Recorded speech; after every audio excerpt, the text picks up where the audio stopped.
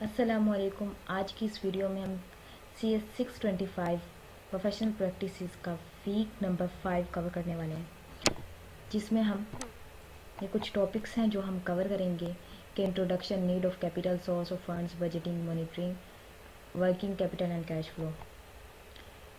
Introduction में है कि हमारे पास गुड क्वालिटी प्रोडक्ट्स हैं और सर्विसेज भी बहुत अच्छी हैं, लेकिन हमारे पास अगर माली हालात हमारी ठीक नहीं है तो तब भी हमारी जो कंपनी होगी वो लॉन्ग लास्टिंग काम नहीं करेगी। ठीक है। और जो ज़्यादातर यंग सॉफ्टवेयर इंजीनियर्स होते हैं वो किस आइडिया की तरफ अट्रैक्ट होते हैं? बाय द ओन कंपनी, अपनी कंपनी बनाने की उस आइडिया की तरफ अट्रैक्ट होते हैं। ये था हमारे पास इंट्रोडक्शन। अब पढ़ते हैं हम in need of the capital. Need of capital का मतलब होता है to pay for the going production of goods and services to create profit. मतलब कोई ऐसी चीज़ बनाना है जिससे आपका प्रॉफिट जनरेट हो। ठीक है। हमारे पास यहाँ पे है कि ग्रुप ऑफ न्यू रिसेंट, मतलब एक ग्रुप बनाया हुआ है रिसेंट ग्रेजुएट्स ने, जो रिसेंट ग्रेजुएट हुए हैं, तो उन्होंने क्या कहा है कि वो सर्विसेज देंगे, अपनी सॉफ्टवेयर सर्विसेज जब कॉन्ट्रैक्ट करेंगे किसी से। कॉन्ट्रैक्ट मतलब डॉक्यूमेंटेशंस को प्रॉपर करेंगे, साइन वगैरह करवाएंगे, तभी वो सॉफ्टवेयर बना के देंगे। और फिर जो कुछ हमारे पास आ जाते हैं, कुछ अनलकीली हमारे पास क्लाइंट आ जाते हैं जिनको अगर इनवॉइस आपको अगर मिल भी जाती है तो वो क्या करते हैं कि वो लेस देन 1 मंथ, मतलब वो अदायगी नहीं करते, पेमेंट नहीं करते।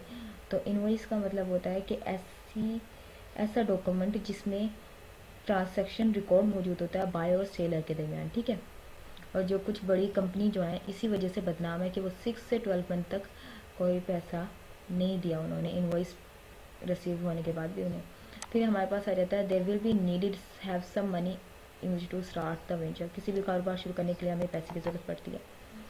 फिर हमारे पास आ जाता है कि किसी भी ग्रुप को आपको चलाने के लिए कम से कम 3 महीने तक तो आप उसको आपको पैसे की ज़रूरत पड़ती है। जबकि हमारे पास जो एडिशनल मनी होती है, कुछ कंपनी जो होती है, मतलब आप अगर कंपनी बना रहे हो, ठीक है, तो उसके लिए भी आपको पैसे की ज़रूरत पड़ती है।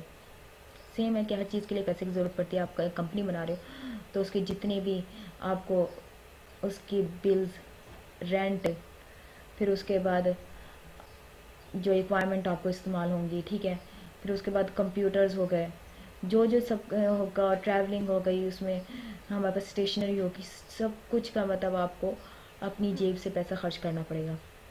अगर कोई प्रोजेक्ट भी बना रहे हो तो अपनी जेब से लगाना पड़ेगा, तभी आपका प्रोजेक्ट बिकेगा। ठीक है। इसमें भी यही है कि लार्ज प्रोजेक्ट बनाएंगे। ठीक है। इधर सेम वही है कि सैलरी देनी पड़ेगी, रिक्वायरमेंट कंज्यूमर, मतलब जो आपको ज़रूरत पड़ेगी, रेंट देना पड़ेगा, फिर रिक्वायरमेंट जो आलात की ज़रूरत पड़ेगी उसका भी सब कुछ अपनी जेब से करना पड़ेगा। फिर यहाँ पे लिखा हुआ है how does one set about the rising the money. मतलब एक कारोबार के लिए हमें कैसे हम मनी को इकट्ठा कर सकते हैं, पैसे को इकट्ठा कर सकते हैं। तो सबसे पहले क्या है कि ना, एक कंपनी जिसके पहले जो कंपनी बनाना चाहते हैं उसके लिए इंफॉर्मेशन इकट्ठी करें। ठीक है। आपको पता हो कि आपने क्या करना चाहते हैं आप। ठीक है। फिर दूसरे नंबर पे आता है कि उसके जो फाउंडर हैं वो, उनके लिए ज़रूरी है कि आप उनकी एक्सपर्टीज़, कि वो ज़रूरी है कि एक्सपर्ट हों। ठीक है। तभी आप कंपनी बनाएं। और असेसमेंट क्या है? Of the size of the market, मतलब आप अपनी जाके जिस मार्केट को टारगेट करना चाहते हैं तो उसके कंपटीशन को देखो, उसकी मार्केट को देखो, उसको असेसमेंट करें। ठीक है। फिर आ जाता है prediction of the financial performance of the company, के अपनी जो परफॉर्मेंस है फाइनेंशियल, मतलब अपनी जो माली हालात है माली, तो उसको एक मैनेज करके चलें कि ना हर चीज़ के क्या, अगर हमारे पास कि हमारी परफॉर्मेंस किस तरह से मुस्तकबिल में किस तरह से बेहतर होगी। ठीक है। उसकी प्रिडिक्शन रखें। सेकंड पे आ जाता है कि सोर्स ऑफ फंड्स के आपने कहाँ से लेने, ग्रांट्स, लोन्स और सेल्स ऑफ इक्वालिटी। ग्रांट्स होते हैं हमारे पास कि हमने कुछ रकम एक, मतलब कि कुछ रकम हमने दे दी है कंपनी को, और फिर वो जो रकम है ना, वो जो रकम है, अगर कंपनी कहती है कि मैंने ये काम करना है तो आप इसकी वजह से आप हमें रकम दे सकते हैं, तो हम आपको ये काम कर देंगे। अगर वो काम नहीं होता तो आपको वो पेड बैक नहीं करेगी। ठीक है। एक तो सबसे पहले ग्रांट हो गया, और ग्रांट उन्हीं लोगों को मिलता है, उन्हीं को जिसका पता हो कि कंपनी कहाँ लोकेट है और उसमें कितने लोग काम कर रहे हैं, और इसमें कुछ इस पर गवर्नमेंट की पॉलिसी भी आयद है कि नहीं। ठीक है, ये होता है ग्रांट।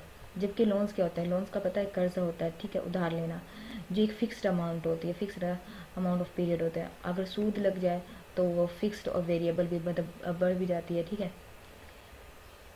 फिर उसके बाद है कि अगर कंपनी हमारी, अगर आपने लोन ले लिया और वो कंपनी जो है लिक्विडेशन में चली गई, मतलब खसारे में चली गई, जो उसका लेंडर होगा उसने क्या करना है, फिर आपकी कंपनी के जो की कुछ असिस्ट मतलब कुछ शेयर्स जो होगा उसको बेच देगा, ताकि वो कंपनी ने जो लोन दिया था उसको उतार सके। फिर हमारे पास आती है सेल्स ऑफ इक्वालिटी। इसमें हमारे पास होता है कि शेयर्स को एक्सचेंज करना, मतलब शेयर के बदले पैसा लेना। कि कुछ कंपनी होती है, जैसे पब्लिक कंपनी होती हैं जो शेयर्स देती हैं, और प्राइवेट होती हैं जो शेयर्स नहीं देती। ठीक है, कैसे कंपनी, तो अब ये न्यू कंपनी है तो ये शेयर्स देगी ताकि इसके में पैसा आए, ताकि वो प्रोडक्ट्स बनाए। और जो शेयर्स होल्डर होते हैं ना, वो इस बात का उन्हें खौफ रहता है कि एक पुअर रिटर्न, मतलब जो एक नई बनी है या पुअर है कंपनी, तो वो उनको ना ये खतरा रहता है कि कहीं हमारा पैसा जो है डूब ना जाए। तो लेकिन अगर कंपनी अच्छा काम करती है तो उनको फ़ायदा भी होता है। ये था सेल्स ऑफ इक्वालिटी, जिसमें हम क्या करते हैं, शेयर करते हैं सेल्स को, सॉरी, हम करते हैं सेल्स ऑफ इक्वालिटी, हम शेयर को, हाँ शेयर को ही सेल्स करते हैं, अपनी कंपनी के शेयर्स को। फिर हमारे पास आता है सेकेंडली कि बजट की prediction of the future financial, के बजट की मॉनिटरिंग करना, मतलब हम हमारे पास जो बजट है उसकी मॉनिटरिंग करना कि अब हमने कितना कवर किया और फिर अगले आने वाले सालों में हमने कितना कवर करना है। ठीक है, जो ऑर्डिनरी मैनेजर होता है, ठीक है, वो हमेशा क्या करता है, हमेशा बजट की फ़िक्र में रहता है कि ना इसके कितने अखराजात हो रहे हैं और कितना हम बजट ले रहे हैं। ये क्या होता है, हमारे पास budgeting is an iterative process, एक ऐसा प्रोसेस होता है जिसमें हम बार बार दोहराते हैं, मतलब फिक्र करते हैं कि ना कोई भी चीज़ अनबैलेंस ना हो। ये हमारे पास फर्स्ट सिनेरियो कि ना, मतलब इसमें यही बात कही हुई है कि ना कि जब हम बजट को मेंटेन करते हैं और फिर जब उसके मुताबिक ही हमारा जो बजट है इंक्रीज़ हो जाता है, तो फिर वो हैप्पी हो जाते हैं, मैनेजर्स भी हैप्पी हो जाते हैं, और काम में भी मज़ा आता, काम लोगों को मतलब प्रोडक्शन होती है कि वो काम में अच्छा से काम करें और कॉन्फिडेंट बिल्ड होता है। ठीक है, ये सेकंड आता है हमारा working capital and cash flow. ये ठीक है, इसमें हमारे पास है कि it is perfectable possible for a company to be consistent profitable and be unable to pay its bill. कि कुछ कंपनी होती हैं कि जो है ना पैसा तो कमा रही होती है, लेकिन वो इतनी काबिल नहीं होती कि वो अपनी बिल्स की अदायगी कर सकें। जो अकाउंटिंग होती है नॉर्मली अक्यूरल बेसिस पर चलती है। अक्यूरल का मतलब होता है जमा करके चलना, कि हर चीज़ की लिस्ट बनाना, कि अगर हमारी इलेक्ट्रिसिटी का बिल इतना आएगा तो हमने इतना पे करना है, ठीक, मतलब इलेक्ट्रिसिटी का बिल इतना आएगा, और फिर जो हमारी रिक्वायरमेंट्स हैं उनकी इतना आएगा, फिर ट्रैवलिंग का इतना खर्चा आएगा, फिर जितना भी आएगा, और सैलरीज़ का इतना, तो उसका सबको जमा करके फिर हम अकाउंटिंग को चलाते हैं, मतलब अकाउंट करते हैं। ठीक है, the value of working in progress, तो आपकी जो वैल्यू होती है आपकी कंपनी की, वो किस में होती है, प्रोग्रेस चलती रहती है। फिर हमेशा हमेशा जो है काम आपके कंपनी प्रोजेक्ट होने से पहले अपनी नेगोशिएट करें स्टेज पेमेंट में, के पेमेंट्स के अपनी पेमेंट्स पर नेगोशिएट करें, लोगों से मतलब बात करें, जिसने क्लाइंट ने पेमेंट देनी है पेमेंट लें, फिर काम मुकम्मल करके दें। फिर हमारे पास आता है वर्किंग कैपिटल कैश फ्लो। वही चीज़ है, इसमें भी यही है कि ना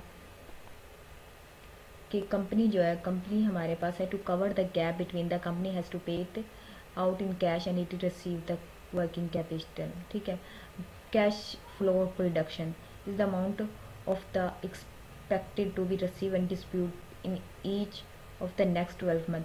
मतलब कैश फ्लो प्रोडक्शन का मतलब होता है कि ना जिसे हर हर साल के बाद उसे वसूल कर लिया जाए, फिर उसे डिवाइड कर दिया जाए, फिर दोबारा डिवाइड कर दिया जाए, उसको कहते हैं cash flow production. The bank specifies the maximum that can be borrowed on overdraft, but interest is only payable on the amount actually owned. इसका मतलब ये होता है कि जो हमारे पास बैंक है स्पेसिफाई करे मैक्सिमम जो उनके पास होता है, मतलब आपने जो कर्ज लिया सिर्फ उसी पे ही आपका इंटरेस्ट लगेगा, मतलब आप आपका सूद लगेगा। जो आपने ओवरड्राफ्ट लिया, जैसे आपके बैंक में थे 10 लाख, तो आपने 12 लिख लिए, तो उस पर नहीं लगेगा। ठीक है,